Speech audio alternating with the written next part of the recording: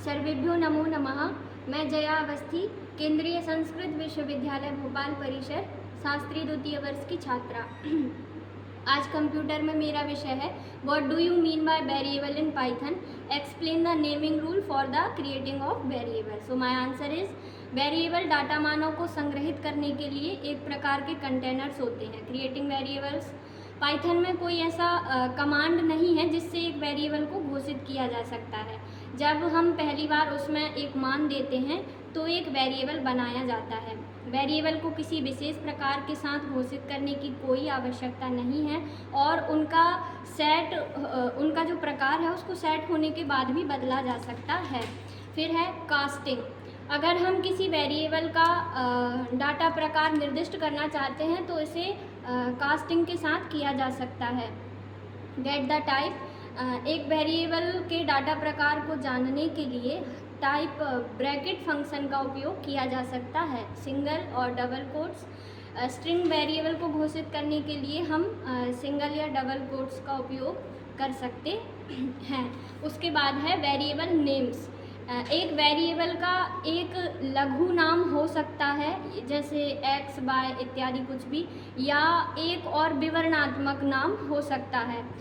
Python variable के लिए कुछ नियम होते हैं, जैसे कि पहला नियम है कि एक वेरिएबल का नाम एक अक्षर या अंडरस्कोर से शुरू होना चाहिए। दूसरा है एक वेरिएबल का नाम संख्या से शुरू नहीं हो सकता है। एक वेरिएबल का नाम केवल अल्फ़ा न्यूमेरिक अक्षर और अंडरस्कोर को ही शामिल कर सकता है। वेरिएबल नाम केस सेंसिटिव होते हैं। वेरिएबल का नाम किसी भी पाइथन कीवर्ड में से कोई भी नहीं हो सकता है। उसके बाद है मल्टीवर्ड्स वेरिएबल नेम्स। तो एक से अधिक शब्दों वाले वेरिएबल नामों को पढ़ना कठिन हो सकता है। इन्हें अधिक पठनीय बनाने के लिए हम कई तकनीकों इनको यूज़ कर सकते हैं, जैसे कि है कैमल केस। प्रत्येक शब्द केवल पहले शब्द को छोड़कर एक कैपिटल लेटर से शुरू होता है। फिर है पास्कल केस, प्रत्येक शब्द एक कैपिटल लेटर से शुरू होता है। स्नैक केस, प्रत्येक शब्द को एक अंडरस्कोर चरित्र से अलग किया जाता है। इसमें many values to multiple variables.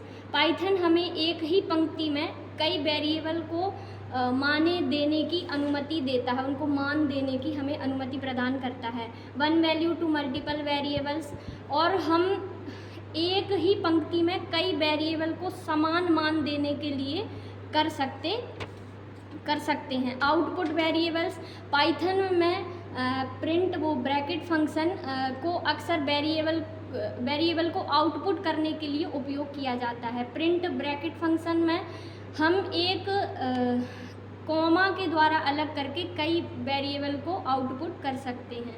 हम प्लस ऑपरेटर का उपयोग करके भी कई वेरिएबल को आउटपुट कर सकते हैं। So my answer is and thank you.